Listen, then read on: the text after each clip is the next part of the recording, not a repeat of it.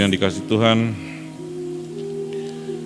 Bapak berpulang di usia 89 tahun dan meninggalkan anak, cucu, menantu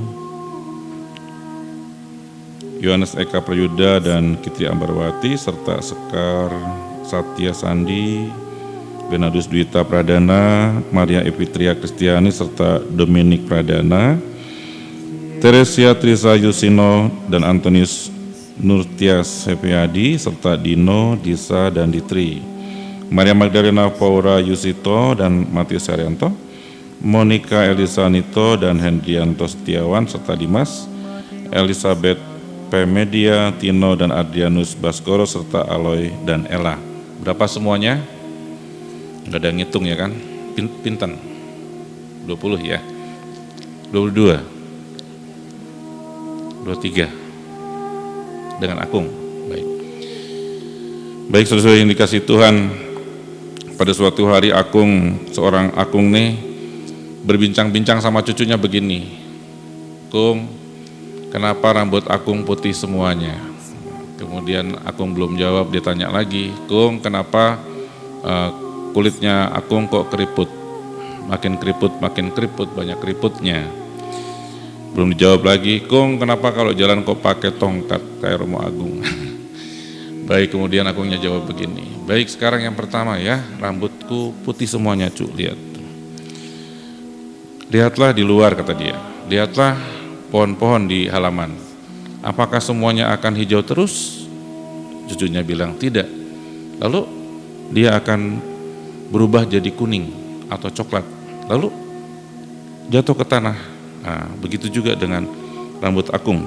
Masih lumayan rambutnya Akung, banyak, putih tapi banyak daripada rambutnya Romo yang lagi ngomong itu rambutnya udah habis, banyak yang sudah pulang ke surga katanya. Nah, pengingat ya, banyak yang sudah pulang ke surga.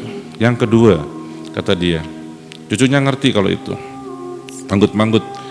Yang kedua, kenapa kulit Akung ini semuanya keriput? Ini adalah bentukan dari keringat dan air mata.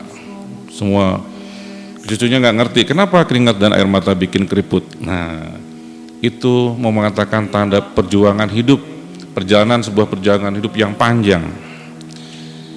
Cucunya nggak ngerti, terlalu kecil untuk ngerti itu ya. Nah, tapi kita tahu bahwa perjalanan hidup beliau itu perjalanan hidup yang tidak mudah dijalani, tapi dijalani dengan penuh sukacita. Itu yang paling nampak, paling tidak pada saat saya memberikan minyak suci itu, loh, sakit, dikasih minyak suci, berdoa, tapi itu semangatnya berkobar-kobar, semangatnya tidak pernah padam rasanya, seperti orang tidak sakit. Dan memberikan satu buku pada saya, Sang Benih dan Geguritannya, Sang Benih dan coretan-coretannya. Saya sudah baca, tadi mau saya bawa, loh kok ketinggalan, dikasih lagi barusan, terima kasih Ibu ya. Nah, lalu yang terakhir dia bilang, kenapa Akung kalau jalan pakai tongkat dan menunduk ke bawah, makin menunduk ke bawah, karena rupanya Tuhan sudah atur, kalau masih muda itu jalan tegak, dan kepala juga tegak ke depan, jauh melihat ke depan, dan lama-lama Tuhan sudah atur supaya melihat ke tanah. Manusia dari tanah kembali ke tanah.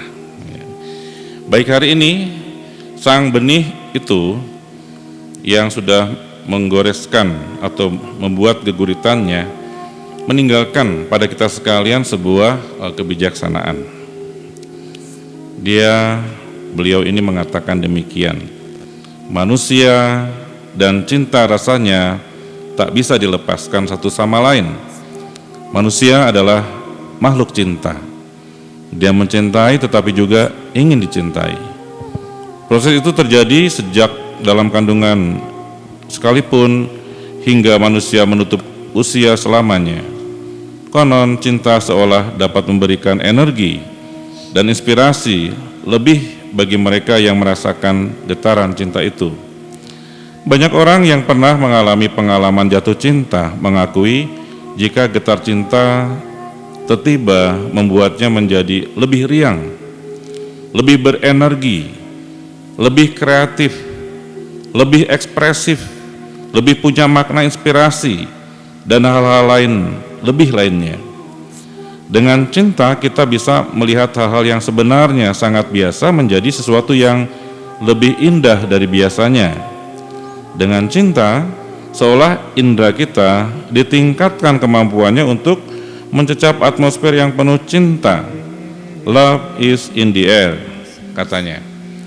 Terima kasih Akung sudah membantu saya untuk berhomili malam hari ini. Nggak repot-repot dan tinggal mengutip apa yang Akung tulis ya, luar biasa. Karena inilah yang tinggalkan bagi kita semua, kebijaksanaan hidup, inspirasi yang mendalam. Dan ketika membaca bagian merayakan alam semesta dan lihat di bawahnya ada Laudato Si, oh Akung rupanya meskipun Franciscus de Sales, Akung ini terinspirasi dan mendapatkan inspirasi mendalam dari Bapak Fransiskus dari Asisi juga, yang menyapa kematian sebagai saudari yang disapa sebagai saudari yang tidak menakutkan, tapi justru yang dirindukan. Terpujilah Engkau Tuhan karena saudari maut badani, kata Bapak Fransiskus dari Asisi, yang menyapa kematian sebagai saudari maut badani, dan beliau membuat rangkaian pujian bagi alam raya. Fransiskan pada hari-hari ini merayakan 800 tahun Gita Sang Surya, dulu dikatakan, sekarang lebih disebut sebagai Kidung Segenap Ciptaan. Fransiskus Asisi dalam penderitaannya mengidungkan kemuliaan Tuhan dan memuji semua alam ciptaan. Dan luar biasa, terakhir dia masih memuji maut sebagai saudari maut badani, tidak menakutkan sama sekali, tetapi malah dirindukan. Nah, itulah kebijaksanaan seperti itulah yang pada hemat saya juga melekat dalam diri sang benih dan geguritannya ini. Salah satu dimensi dari ragam karya sang benih juga menyentuh alam semesta. Karya-karya beliau yang berkaitan tentang alam bukan hanya satu atau dua atau tiga. Jumlah karya beliau yang berkaitan tentang alam raya jumlahnya malahan cukup banyak, bahkan bisa dikatakan mayoritas dari antara seluruh karya beliau. Karya sang benih tentang alam semesta jumlahnya ada 5, persisnya terdapat 1 karya berupa lagu dan 4 karya lainnya berupa puisi. Lagu dan puisi ini saya masih cari-cari dan ingin menyanyikannya, tapi kok susah ya, ada di bagian belakang, tapi pasti anak cucunya ini pasti menguasai lagu ini, ya enggak? Nanti saya tanya Mas Haryanto ya, dengar lagunya kayak apa. Nah, baik. Saudara yang dikasih Tuhan, yang jelas Bapak meninggalkan pada kita sekalian kebijaksanaan hidup, dan tidak segores pun keraguan pada beliau, ketakutan pada beliau pada saat menjalani sakitnya dan menerima sakramen orang sakit. Yang ada adalah sebuah optimisme dan keinginan untuk selalu memberikan semangat hidup pada kita sekalian yang masih dikatakan muda.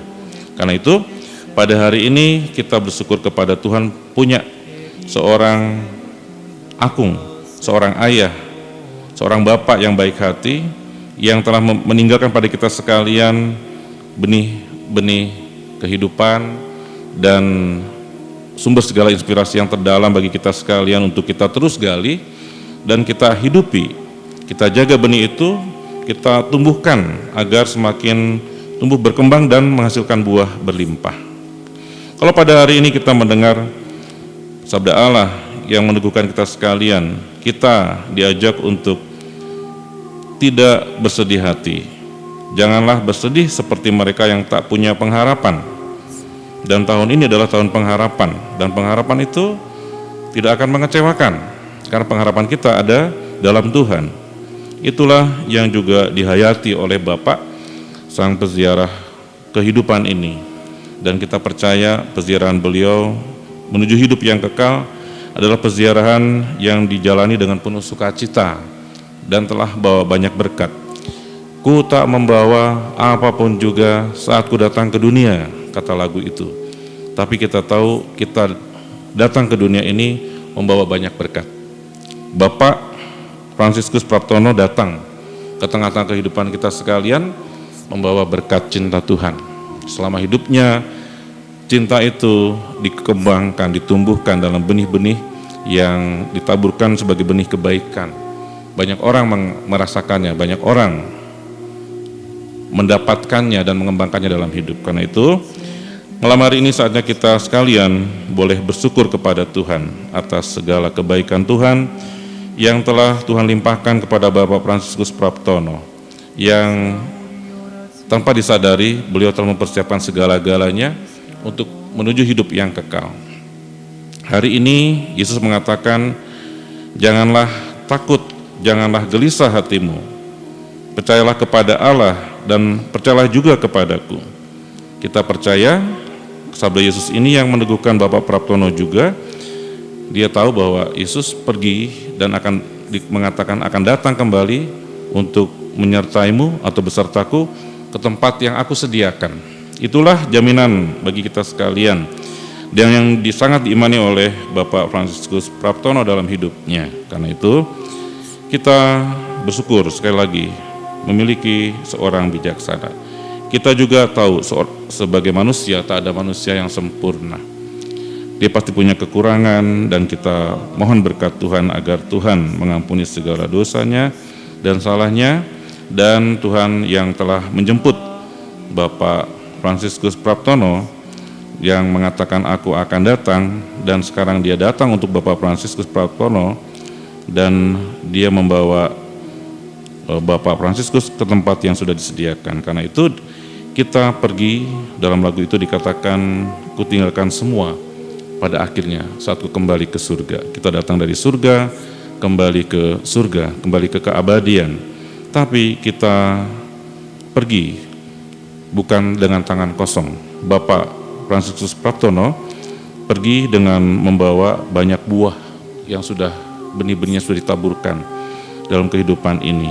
Benih-benih kebaikan, segala pengabdian hidupnya, dedikasinya dalam dunia pendidikan, dan segala kebaikan yang telah ditaburkan kepada banyak orang yang mengalaminya dan bersentuhan dengannya. Karena itu, mari kita mohon pada Tuhan agar Tuhan, Sang Raja kehidupan, Tuhan, Sang Pemilik kehidupan ini, menyambut dia dan membahagiakan dia dalam hidup yang kekal. Tuhan memberkati. Amin. Mari saudara-saudara yang dikasihi Tuhan, seraya kita mempersiapkan hati kita untuk menyampaikan doa-doa permohonan kita.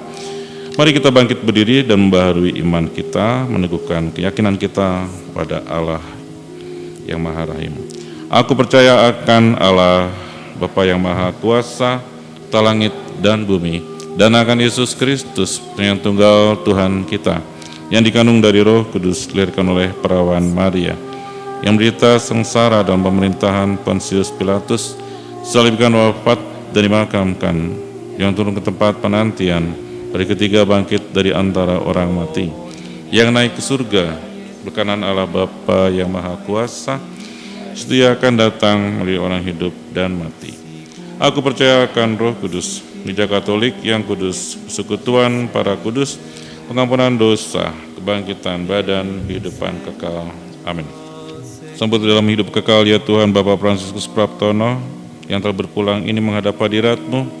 Semoga ia boleh memandang dalam kemuliaan yang kekal dan boleh berbahagia bersama para pilihan-Mu. Engkau limpahkan juga berkat yang berlimpah atas segenap keluarga yang ditinggalkan di dunia ini, agar benih yang telah ditaburkan, segala benih kebaikan, boleh kami kembangkan dalam kehidupan ini.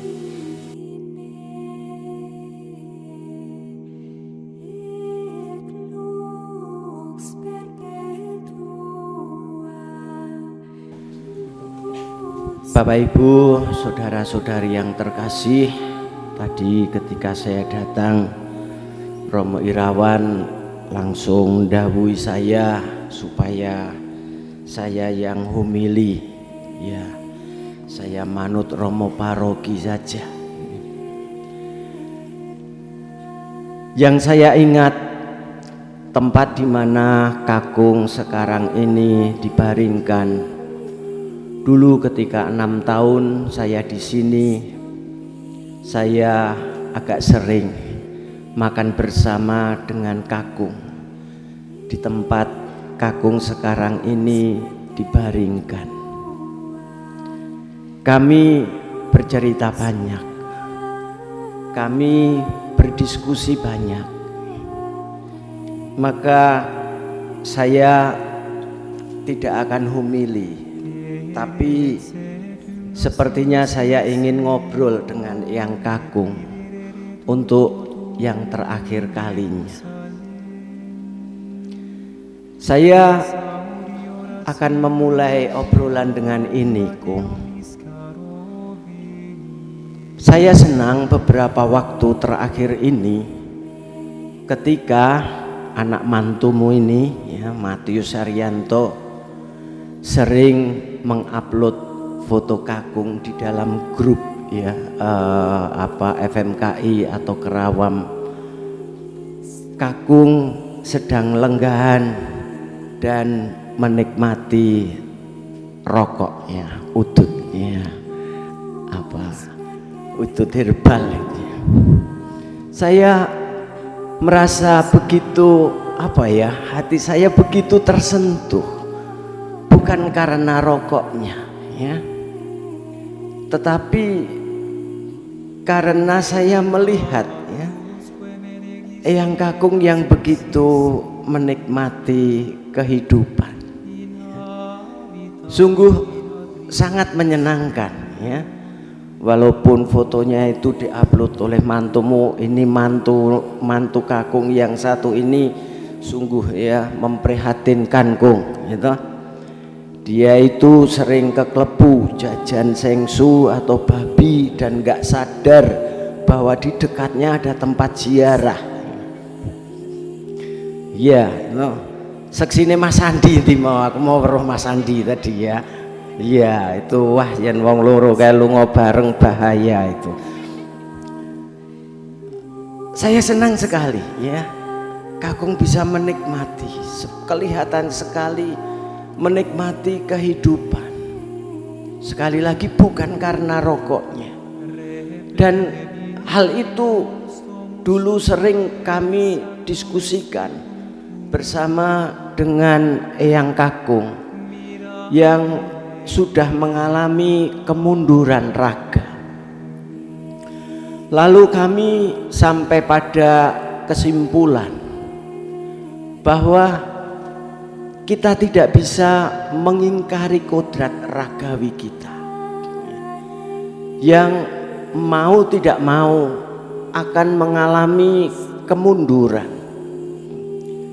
entah karena sakit, entah karena usia, atau entah karena sakit termakan usia. Karena memang rogo kita itu ringkih, mergo digawe saka lemah. Tubuh kita itu lemah karena terbuat dari tanah yang mau tidak mau harus mengalami kodrat itu. Itu kesimpulan pembicaraan yang sering kita lakukan bersama-sama.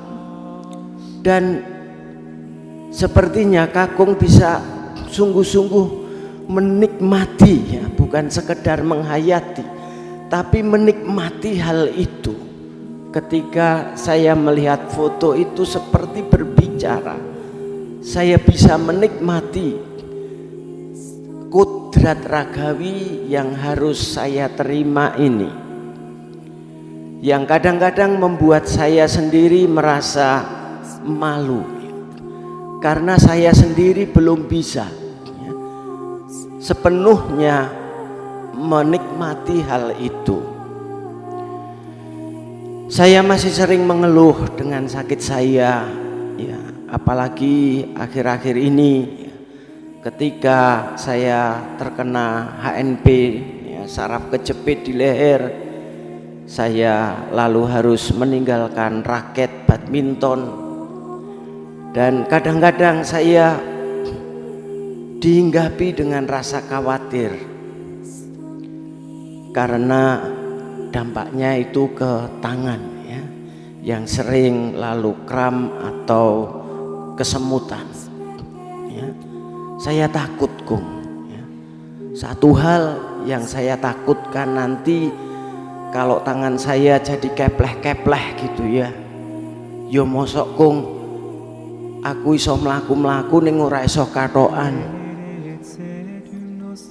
kan susah ya toh. Lalu itu yang masih sering membuat saya merasa khawatir dengan apa yang terjadi dengan tubuh raga saya ini. Dan Kakung bisa menjalani semua itu dengan hati yang penuh dengan kedamaian. Foto Kakung sungguh berbicara di dalam hati saya. Dan sekarang Kakung sudah memasuki satu keterbatasan ragawi yang sempurna, yang total, yang utuh, yaitu ketika raga kita sudah tidak bisa menyangga lagi kehidupan, tetapi kita juga sama-sama dalam pembicaraan telah menemukan bahwa apabila sampai pada saat yang seperti itu, ternyata kodrat manusia kita tidak hanya terdiri dari raga. Kematian tidak menyelesaikan kodrat ragawi kita.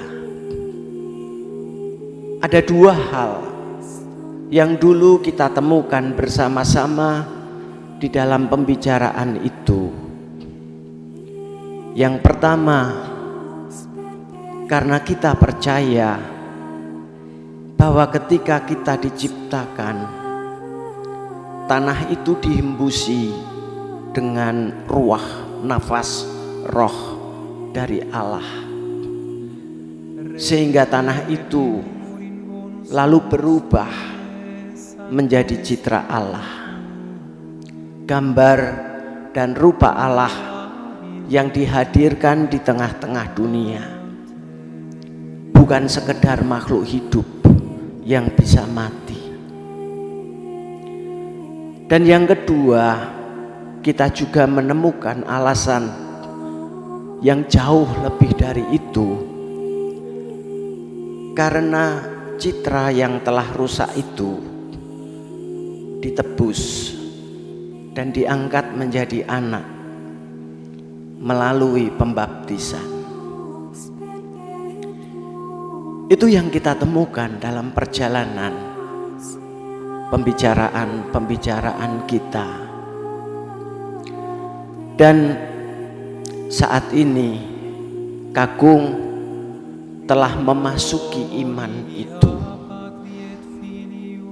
untuk mencapai kepenuhan sebagai anak Allah yang dipersatukan dalam keabadian di surga. Kakung telah mengalami apa yang tadi disebut dalam Injil Yohanes, engkau ada di sini. Tuhan ada bersama-sama dengan Eyang Kakung selama-lamanya dalam keabadian di surga, sehingga tidak ada lagi kematian, yang ada hanya kehidupan.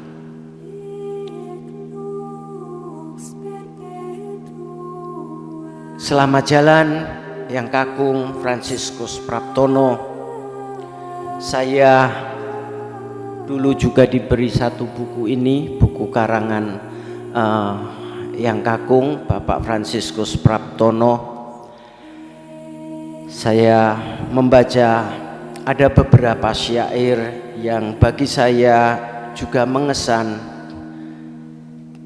Ada sebenarnya banyak hal yang bisa dibaca ya tentang Eyang Kakung dari buku ini. Misalnya kepeduliannya ketika merenungkan letusan ya, erupsi Gunung Merapi tahun 2010 ya waktu itu ya. Bagaimana hatinya yang tergerak ya. Bagaimana hatinya yang dipenuhi dengan kepedulian.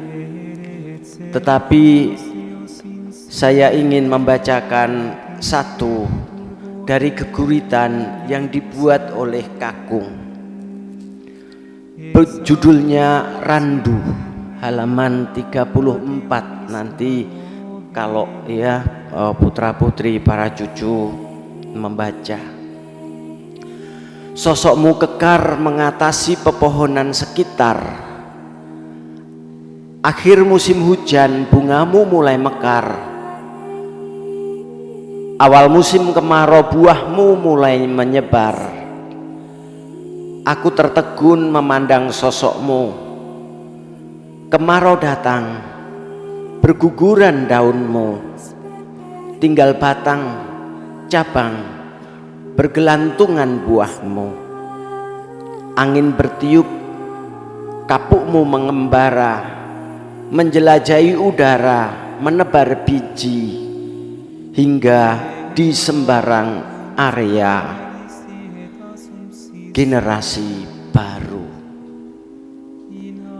Agung telah menyebar benih-benih iman, menyebar benih-benih kepercayaan bagi kami semua. Terima kasih atas tebaran iman yang boleh kami rasakan.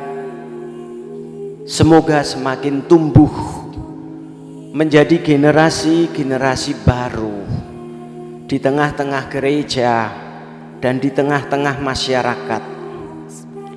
Generasi baru yang hidup dalam kekuatan untuk mengabdi sesama.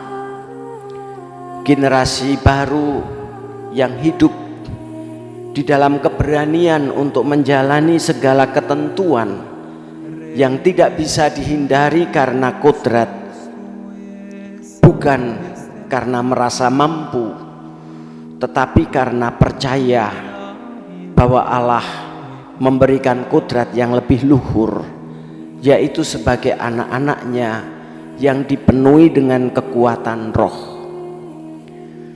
Terima kasih Eyang Fransiskus Praptono. Selamat jalan, selamat memasuki kehidupan yang abadi, dan semoga nanti Eyang Kakung menjemput kami semua anak cucu untuk berkumpul kembali di sana. Moga-moga nanti kita masih bisa bertemu di sana dan Tuhan mengizinkan kita untuk minum kopi sambil udut bareng dan bercerita bersama. Terima kasih Eyang Kakung, selamat jalan. Et Spiritui Sancto, sicut erat in principio et nunc et semper et in saecula saeculorum. Amen. Requiem aeternam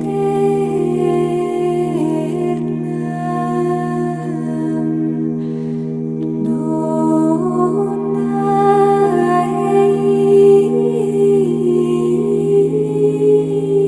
eis Domine,